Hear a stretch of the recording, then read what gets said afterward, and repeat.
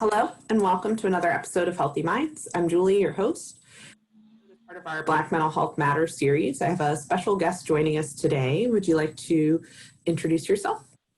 Sure. Hi, everyone. First, thank you, Julie, for having me. It's so exciting to be here. My name is Nykedra Robinson, but everyone calls me Nike. I say like the goddess, not the shoe.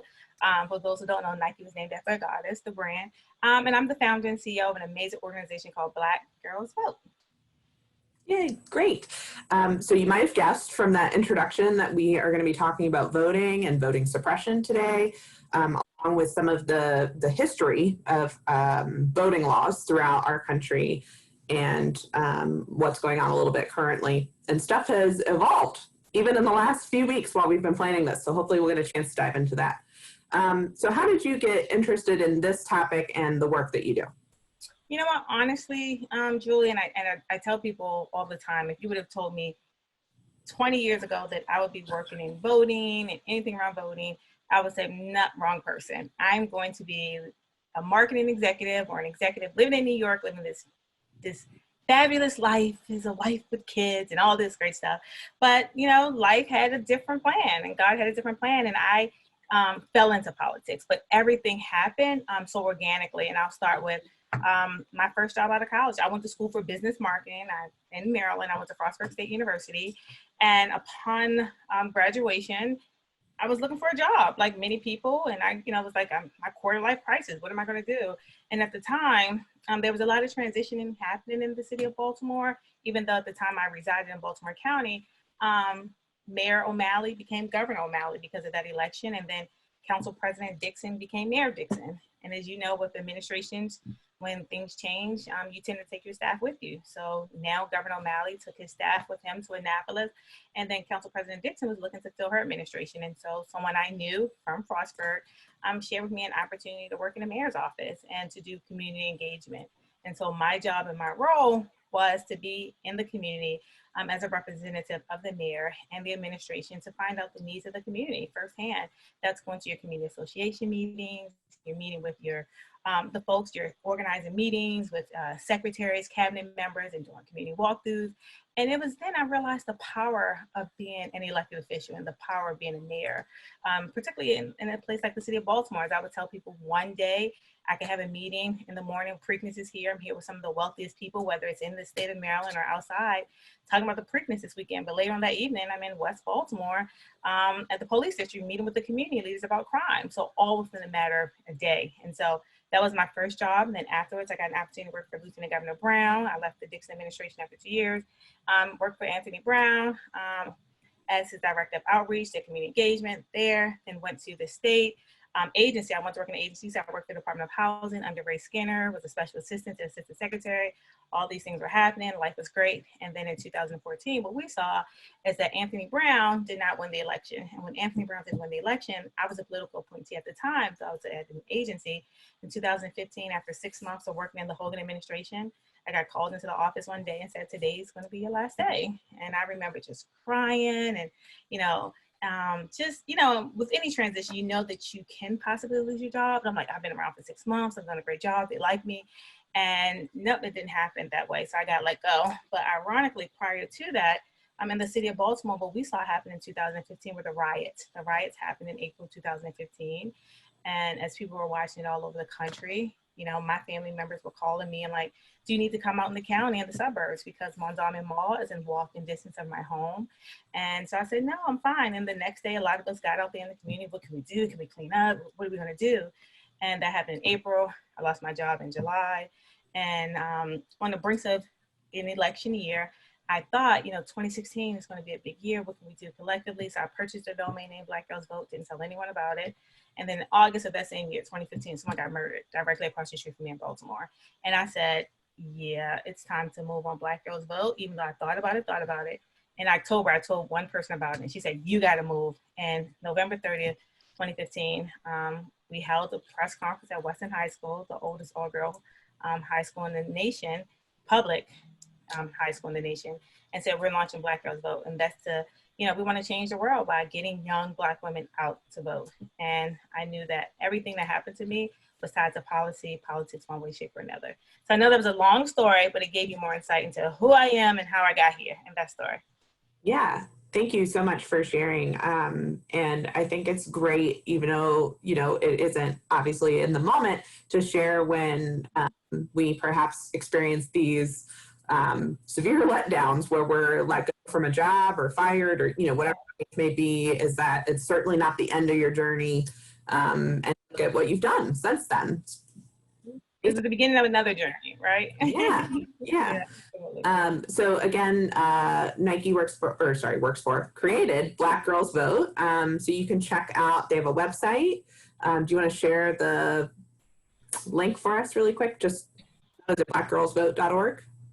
Yep, so it's www.blackgirlsvote.com. That's how you can get information about us and Black Girls Vote, our organization. Okay, great. Thank you. So let's talk a little bit about maybe the history then. And, you know, of course, everybody knows about 1776, right? Really, goodbye, England, no thank you. But that wasn't really the beginning for a lot of folks. Basically, just if you were a white male, that this was maybe a moment of freedom for you. But for most of the country, it was not, right? So we have I think people are becoming more familiar with Black history over the last months, which is good. And it has been quite some time since I have been in any sort of history class. And I know that some folks listening are going to be in college and maybe fresh out of high school and hopefully have received this in their curriculum. But for the rest of us that are older, and it's been an amount of time, let's say, since we have been in our history classes or our government classes, perhaps didn't get this in our education. I thought it would be great to kind of go over some of the different amendments. So I think, but I don't know, that the 13th Amendment is maybe where we want to start. Okay, to abolish slavery. So you want to start there, and yeah, and I think that and like you, I think Julie, sometimes even for myself, it's unlearning and relearning my history and kind of, as we know, to your point, more and more people are in tune and learning more about Black history and growing up, I didn't have a family or household that was, let's talk about this, let's talk about that. It was kind of like you learned what you were taught.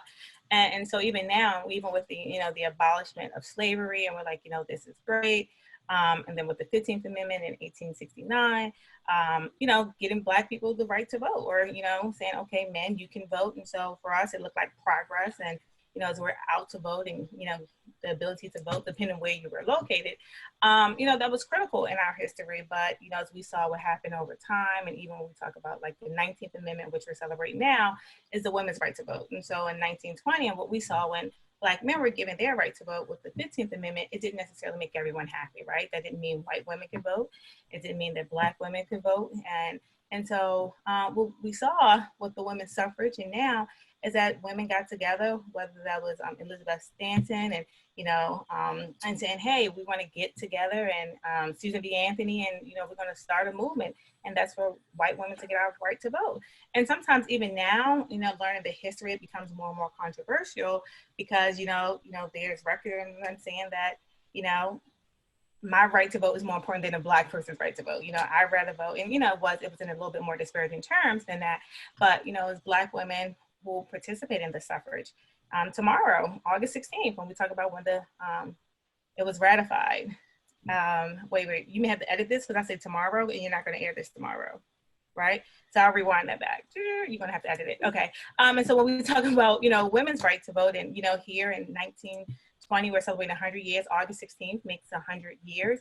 And so there are a lot of events talking about the women's suffrage movement, but we know that it was Black women that also stood on the sidelines marching for the right to vote. I'm a member of a sorority, Delta Sigma Theta Sorority Incorporated. And one of our first acts of service was in 1913, the Women's Suffrage March. But there was controversy where they say, no, some women wanted the Black women in the back. And the Black women were like, no, we don't want to be in the back, right? And so you have so many people that fought for the right to vote when you talk about voting. And I spent a lot of time on the women's suffrage because you're like, you're Black girls vote. And I said, yeah, but we can't ignore that a lot of times that Black people get erased in that history. And, Sojourner Truth, her infamous speech, Ain't I a Woman, when she gave that speech in Ohio, talking about, hey, women, I'm here on the sidelines with you fighting for the right to vote, but sometimes I'm often forgotten. And that's what we saw in history with Black people, continuously fighting for things and not getting what's due to us. And then it wasn't until 1965 when the Voting Rights Act passed where Black people, where we were given our right to vote. And so that meant that as we saw that even though technically in some places we had the right to vote, in a lot of our southern states, there was voter suppression. There were your poll taxes that existed. There were your literacy tests that existed, and all those things that to suppress the Black vote. And so when Black people got together, unified, and when we saw the marches and people fighting for our right to vote, some would say arguably 1965 Voting Rights Act was the most important piece of legislation for Black people. And I agree that that was a huge, huge moment and something that LBJ signed. Yeah. So to quickly summarize, it went 13th Amendment was the end of slavery. Then it was 15th Amendment, which said you cannot be denied the right to vote based on color or race, correct? Mm-hmm. And then we had people do I believe it was called Black Codes and Jim Crow laws, where they were, okay, sure, I'm not discriminating based on the color of your skin, but now I need you to pass a literacy test, or, and I think this is where that like 1/16 thing came in, where you couldn't have been descended from slaves. I don't know. There was a lot going on in this kind of prevention, basically. Yeah, and I think what's important is when we talk about the states, right? This is when the states had the power. And so even though we were given the right to vote, you in Georgia could say, yeah, that's the federal law. However, they're not going to enforce it. And this is what we're going to do in Georgia, right? This is what we're going to do in South Carolina. Maryland, more the northern states, they may have done things differently. When we look at some of our southern states, your Mississippi, your Louisiana, all those states. And so it gave the states the power. And so when the federal government, and then that's why it was so important, because, right, to your point, there were things put in place that say, no, you can't vote, right? You have to pay a tax. Read the Constitution, say this oath. Just some of the tests, if you were to Google now, some of the literacy tests that were given. I did an exercise where I had some executives complete one of those literacy tests. And the time I was giving them the test, it wasn't that I was nice administering the test, like, oh, take your time, you're so smart. Some of that didn't happen, right? And so the pressure, the taxes, all these things are happening because I just simply want my right to vote. And the states had that power. And so when that happened in 1965, when LBJ said, no, I'm going to go ahead and say this is federally, we're going to have oversight over this. And that was huge because you no longer had those states being able to suppress the Black vote. And that's what we saw over the time.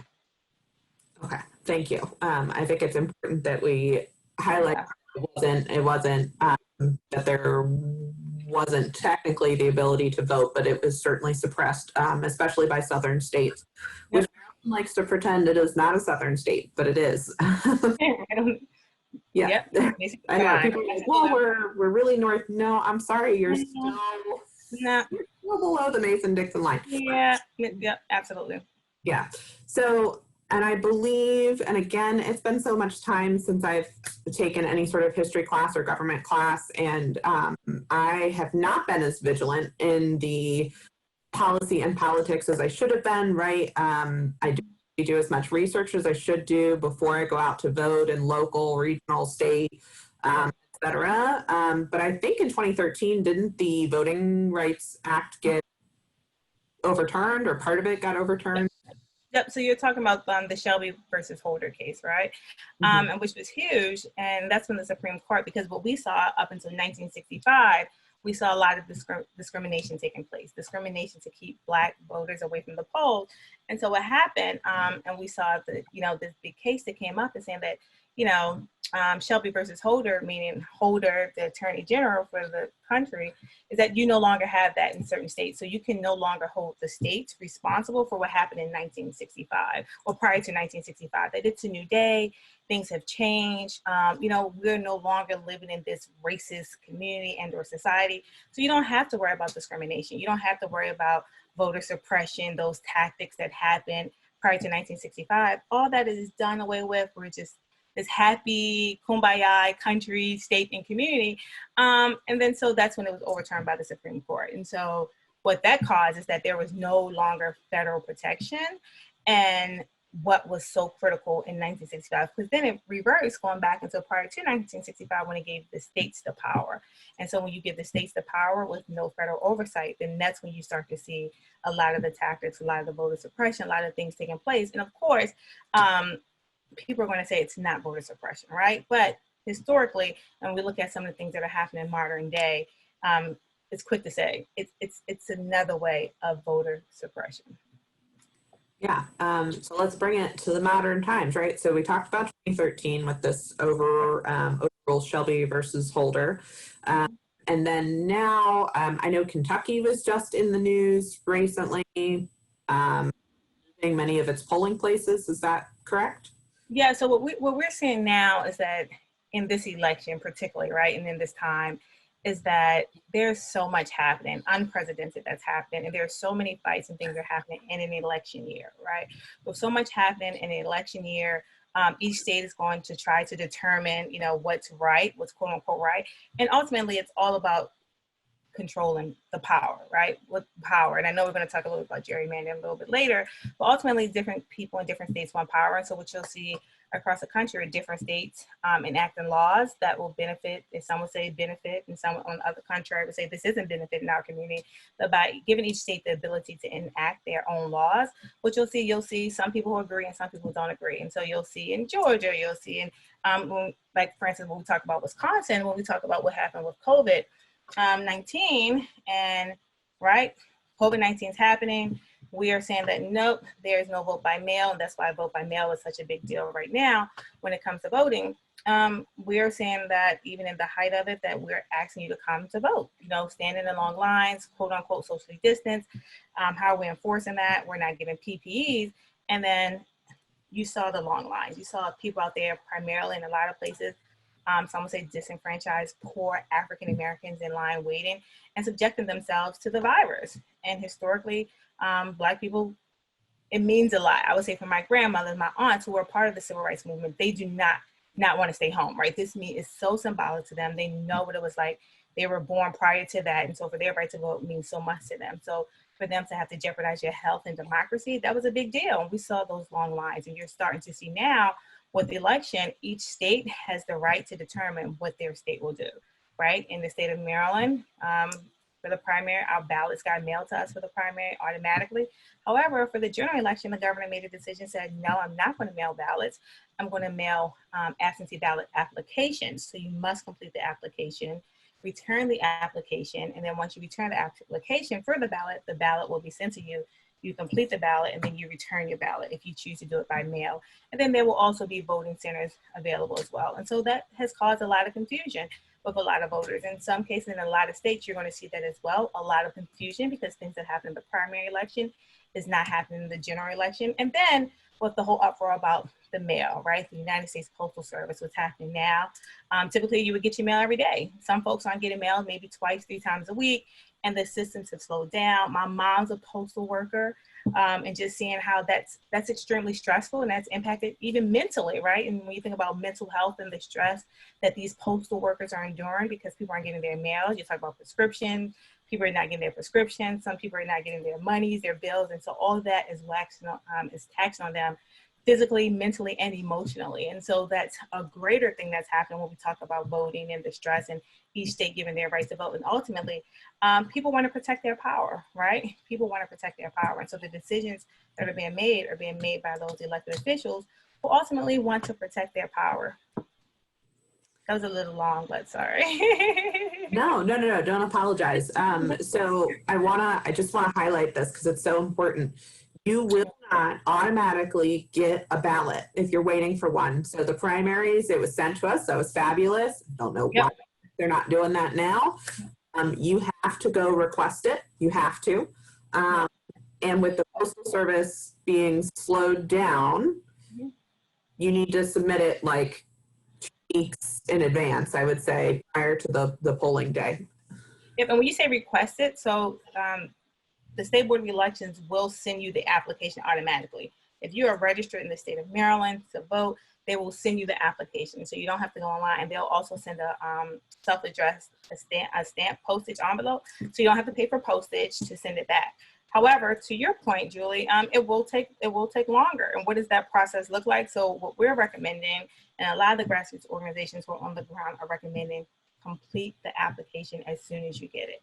Because once you get it, that gives them time to process it. And then once they process it, then that's when you'll get your ballot sent. The same thing that you got before, to your point, you got the ballot, you didn't have to go through this extra step.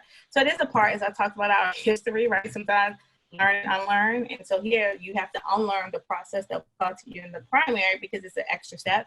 And what we don't want to happen is people get this application thinking it's your ballot, but it's not your ballot. You have to request the ballot. And if not, on election day and early voting, you can also have the opportunity to vote in person if you choose. And if you feel safe, some people with the second wave and the numbers still unstable, if they'll feel comfortable or not going to the polling locations to vote in person. So that's the choice that you have to decide and make.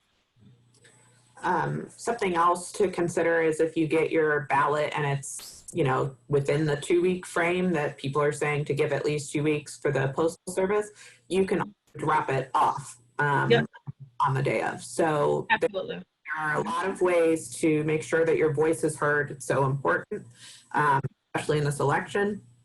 And just, you need to do a little bit of research. You can listen to us, of course, and I hope we're giving you good information, but do go figure out what it is for your polling place. Like, figure out what's going on so that you are informed and don't miss voting.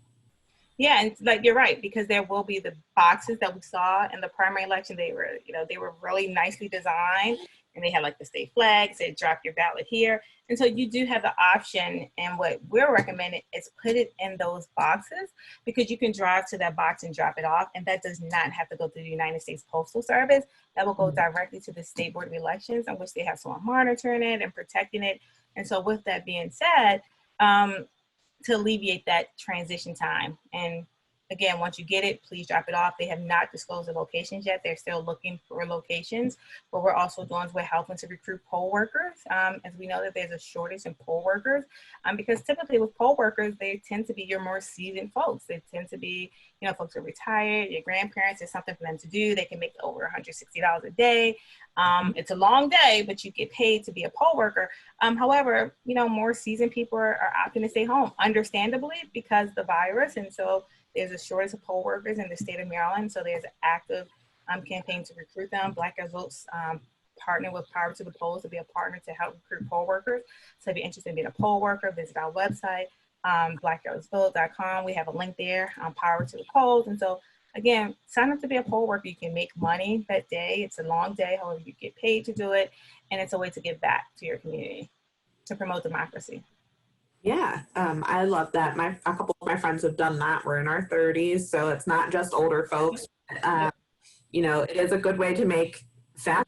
Make money today. We need young people, and I think once people see that young people are part of this process, it starts to just shift. Like, wait, you're taking part in democracy and giving back, and your friends will see it. Well, maybe I should vote, you know. And so that's another way for folks to see that voting matters, and you're here promoting voting. So we support that 1,000%. We want to make sure that they're poll workers, but more importantly, we want to make sure that people are getting out to vote. If folks are voting by mail and or voting in person, that you have enough information, you feel like you have enough support, so that this election, you know, as everyone says, it's going to be the most important election of our lifetime. This one is going to be super duper important, as we see. And we want to make sure everyone who wants to participate in democracy and in their right to vote, that they have the opportunity and the tools to do so.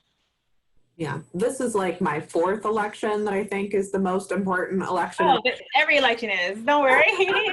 Even the midterms, everything's important, right? Right. So the older you get, for me, it's like you start to pay attention to things that you didn't necessarily care as much about when you were, you know, a little bit younger. And so it's so critical when we talk about what's at stake over the next few years. It's absolutely critical. Yes. So I'm going to be that person and say this election is the most important election. Vote. And don't forget, it's not just the president, right? So the Supreme Court is also at risk. Yes. Of course, we have the Senate, we have the House, right? So there's a lot at stake in this election. And Maryland tends to be a blue state, but that doesn't mean that you need to vote. I think that's something that I hear a lot of, especially since I interact with a lot of younger folks, 17, 18, 19, Yeah.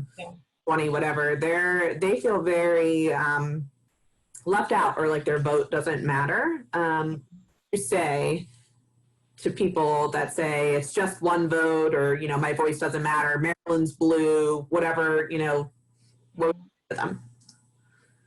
Yeah, I think it's kind of what keeps you up at night, what pains you, and depending on who you talk to, I think you have to make it where it's relatable to them, because sometimes people are busy, right? If you are in some cases you are taking care of an elderly parent, if you're working multiple jobs, you have to get your kids from daycare, you have so many things, again, multiple jobs.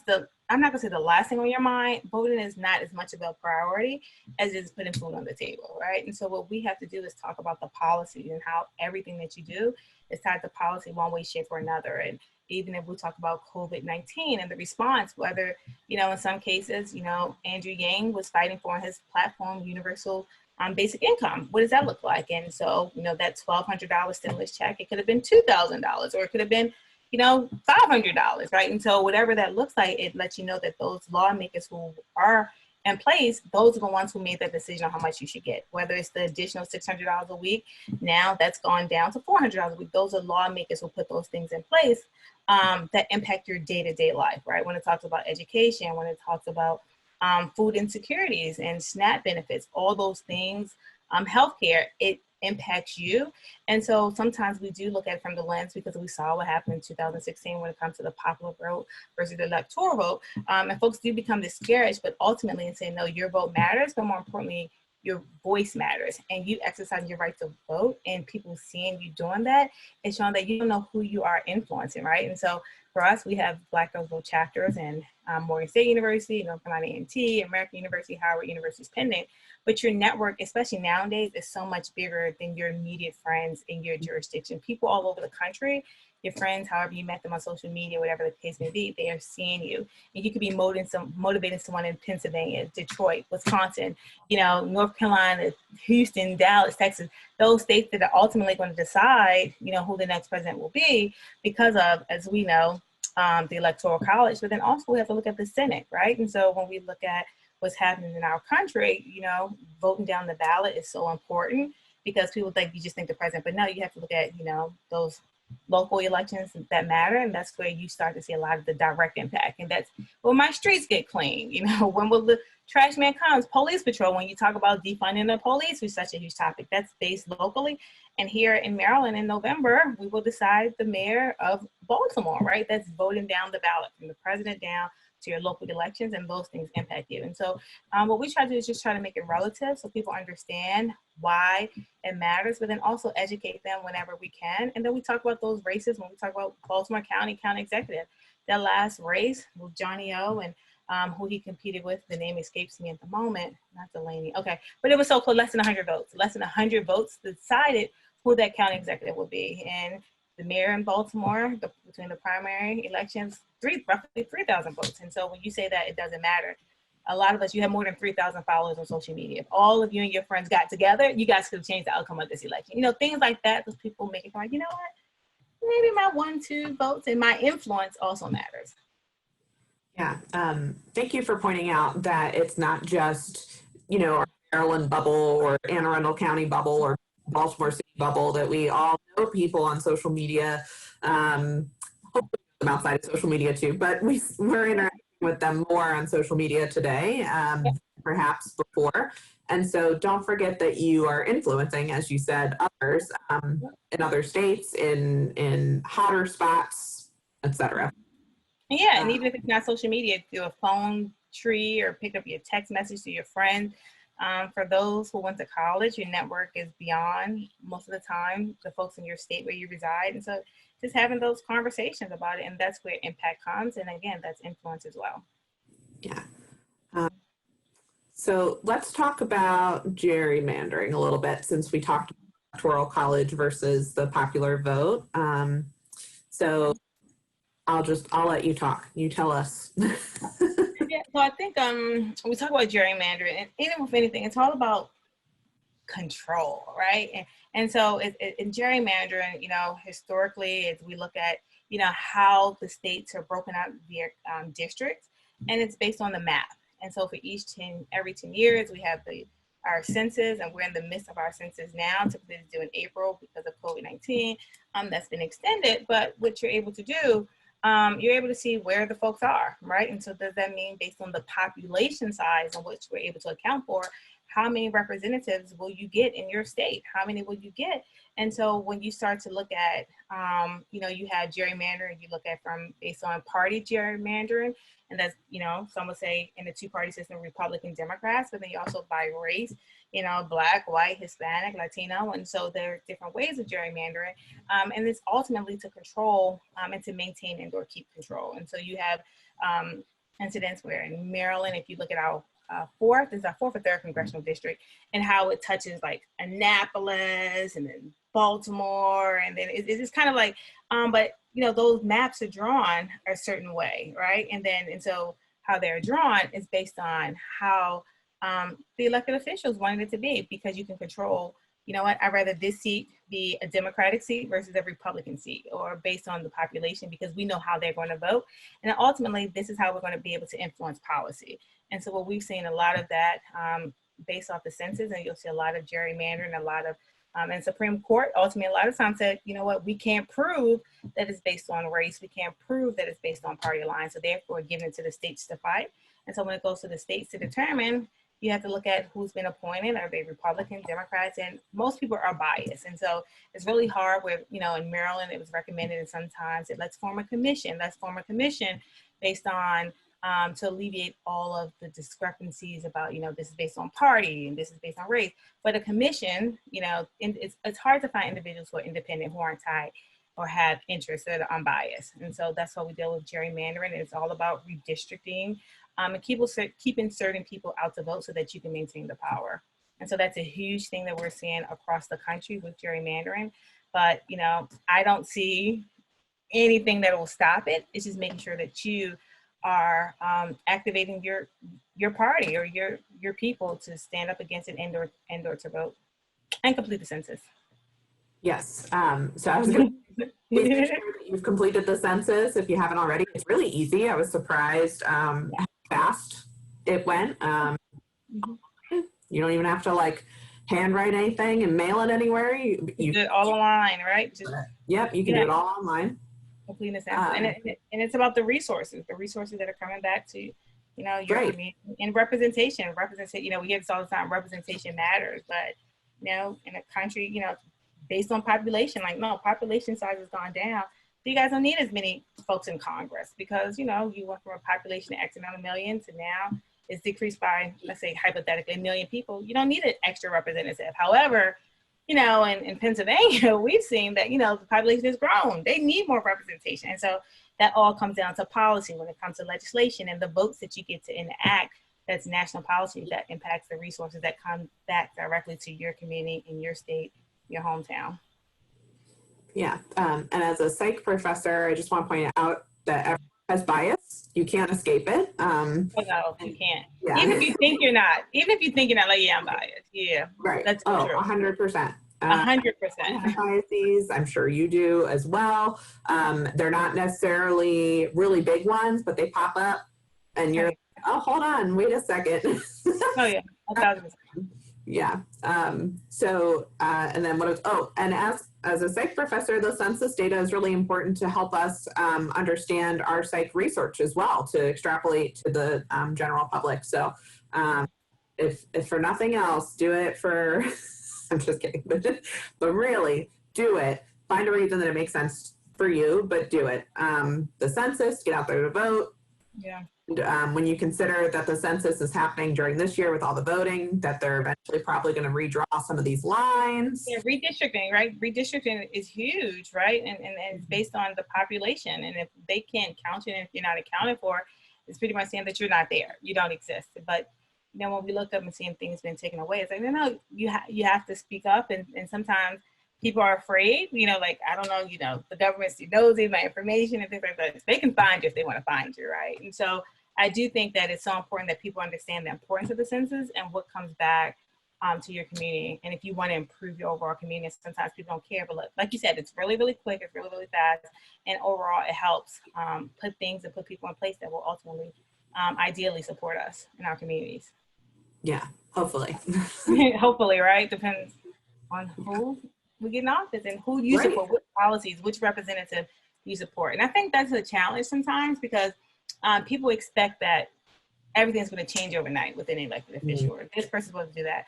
And you also have to understand that people go in there, I do believe a lot of elected officials sometimes go in there with one intention, but based on what we talk about, you know, those campaign finances and who's funding your campaign, all those things matter. And then so if you don't have a strong community behind you that's voting for you and supporting for you, it's so much more likely for an elected official who got into office, who's now, I don't want to be threatened, who's been influenced by those individuals who funded their campaigns. And so it's hard for you, for someone who gave you X amount of dollars to say, no, I'm not worried about what you have to say. I want to take their voice.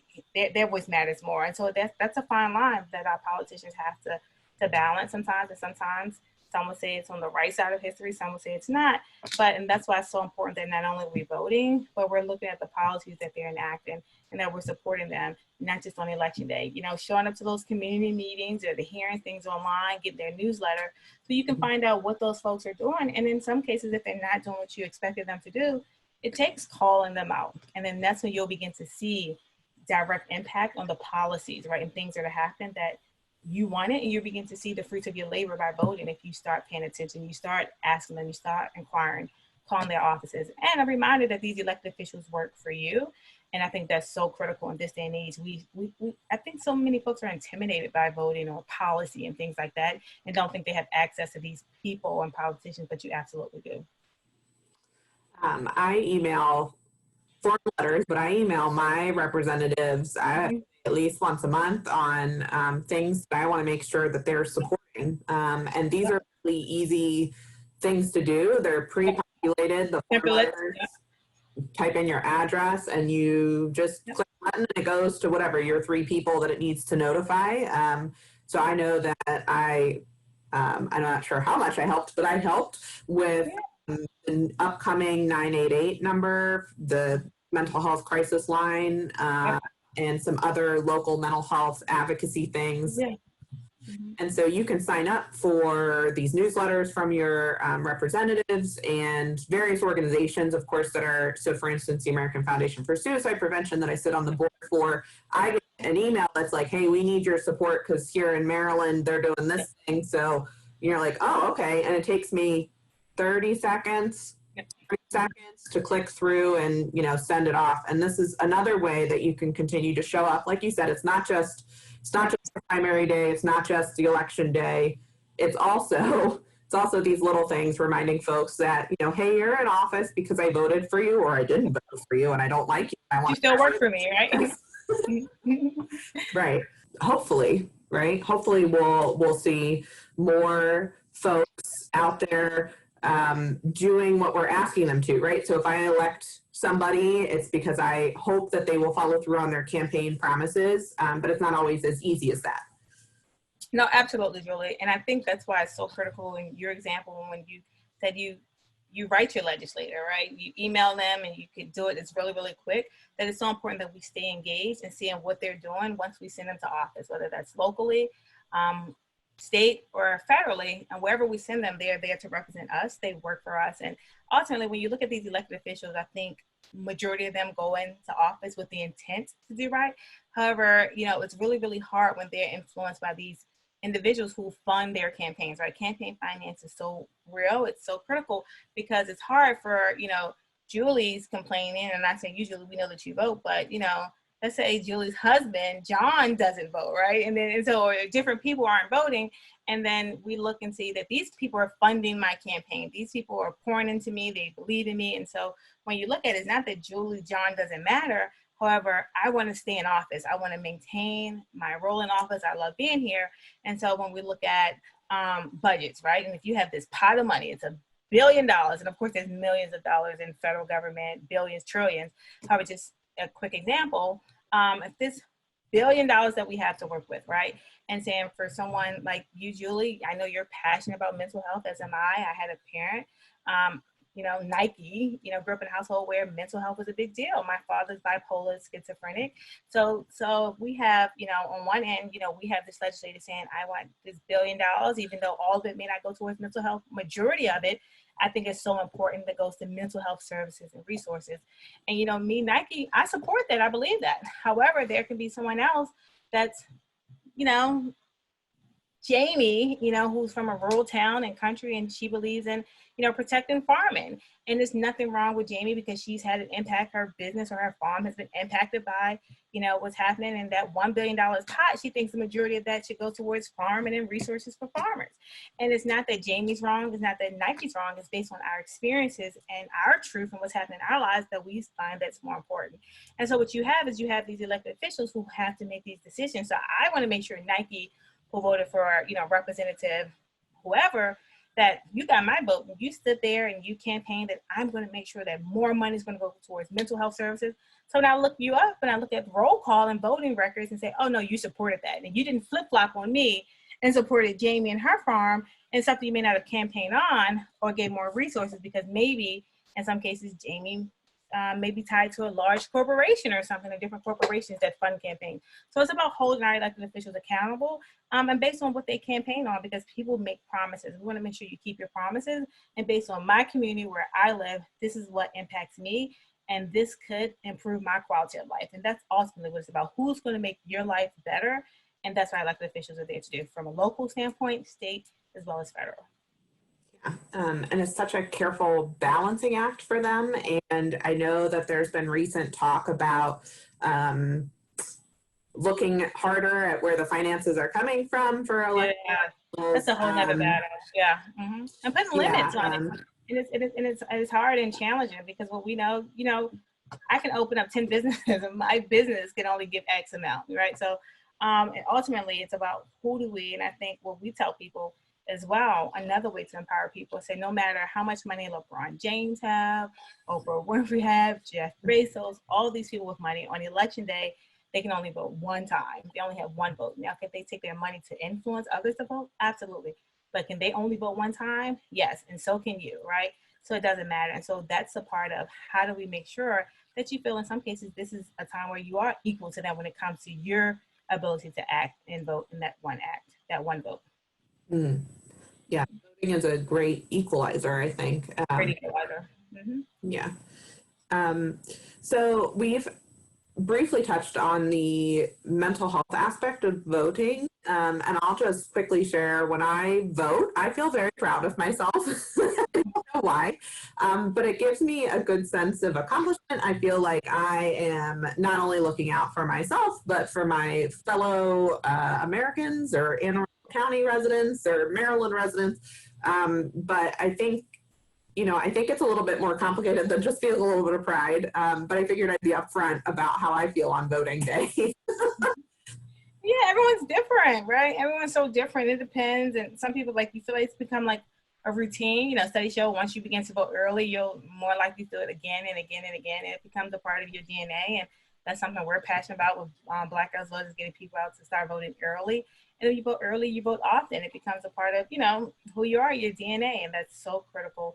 And then we pass that on to other generations, and people are watching you do it. And so it's important to vote. And how do you feel? Sometimes you're like, oh man, I forgot to vote. You may not have that pride, but you make sure that you do it. And some people ask you, did you vote? Like, yeah, I voted. You didn't vote, right? And then so it depends, on the person. But I'm happy that you're happy when you vote. And I'm happy too. Like, I cannot, like, how can you lead an organization called Black Girls Vote, you don't vote? Like, oh no, you have to vote. Like, it's not even an option. Yeah. And I will, full disclosure, I did not vote when I was 18 in the presidential election.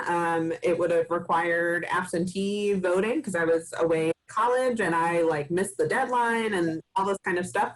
And so I didn't vote, and I also didn't think it was important. And I just want to, full disclosure, I didn't think it was important. I was 18. I was whatever. The world is fine. And I have learned so much since then. It is fine. We need everybody's vote. I didn't want folks to write me off either, I guess, while listening, being like, oh, well, she's a professor or whatever. Yeah. I also didn't vote when I was 18, and it took me until the next election to realize how important it was, that I was heard, and I started getting more involved. And this is actually Yeah. very normal, if you allow me to wear my professor hat for a moment, that the youngins are less likely to care about community involvement, and that grows as you get older. You get more invested into your community because you're likely in the same area for a while, and because your voice is heard. You can see Yeah. the impact on what's changing, and it's kind of a two-directional thing. And I know you have to say here, and I can't wait. But I think I want to acknowledge I didn't vote when I was 18. I regret that now. Do I think it had a super long lasting impact on things? Not so much, but I would hate to continue that track. I would hate to Yeah. have my voice heard. Yeah, I think that's, you're honest. You know, same with me. And I honestly, I can't remember because I was away at college, like many people. And so not growing up in a household, like I told you, when I was in college, I studied business marketing. I didn't grow up in a political family, and I heard NAACP, and growing up, and I wasn't an active member, and so it wasn't anything that was emphasized in my home. And so, like you, many of us, it wasn't a focus. I'm in college, I'm away, I'm living my best life, right? And so, but then as you get older, you start telling people, learn from me, right? Learn from me and my mistakes, or this is how you can make an impact. Request an absentee ballot. So I think it's all like education. And so that's why it's so important that you're educating voters and educating on the impact. And what we're finding now, the first time in our country, this is the first time that baby boomers are no longer the strongest voting bloc. It's the young millennials, Gen Z, where you have the power and the ability to eclipse the baby boomers. Will that happen? We don't know, right? There are a lot of things at stake this election, and will more young people turn out than our baby boomers? Maybe not. However, that's a potential there. Whereas before, it was almost like the baby boomers, but we're seeing more and more young people, more and more people are progressive, quote unquote, and they're more engaged, whether it's climate change, defund the police after the murder of George Floyd. These are things that you're getting to see more. And the power of technology and social media. We're seeing things in the impact of policies. And when we talk about, Breonna Taylor, and while, for us as, Black women, the African-American Black community, that's something we're talking about, but why haven't they been arrested? Your state's attorney does that. Your state's attorney is elected by the people. Why hasn't this happened? And so you start to make sure, you start to correlate the two, and then you realize that, it's really simple. Policy isn't as hard as a lot of people make it out to be, and sometimes it can be intimidating. So we just want to break it down in layman's terms, that basically this is how it works, and then this is how you can be a part of democracy and be a part of policy. And that's getting involved by voting, first step. Yes, that was so well said. I think people don't realize how many positions of power are elected and not like oh, you're really good at your job and your resume. Yeah. And let's promote. No, it's almost all politics in the real positions of power. Everything, yeah, even the NBA, right? We all have to go to the Motor Vehicles Administration, right? And and so many times you hear like, I hate the NBA. It's horrible. That experience is the worst thing ever. But they work for you, and it's so crazy because when you think about it, who oversees the Department of Transportation is appointed by the governor, and the governor is elected by the people, and the governor decides who's going to head that agency. And it's not based on votes; it's based on who he thinks is best for the job. But we put that decision maker in position and in power to hire the person to lead this agency, right?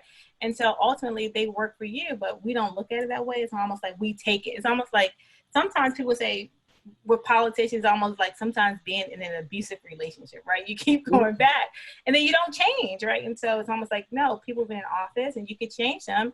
And I like to say you interview them for 4 years. So if we elect, Juli Murray to a position, let's say Anne Arundel County Executive, she works for us for 4 years. She's on probation for 4 years. So in 4 years, we'll see if she's met her standards, if she's met the quota, if she's done a good job. If not, we're going to hire her. We're going to hire someone else who we think who has also applied for the job, who's a candidate that we feel like will be better to serve us. And that's how we have to start changing the conversation.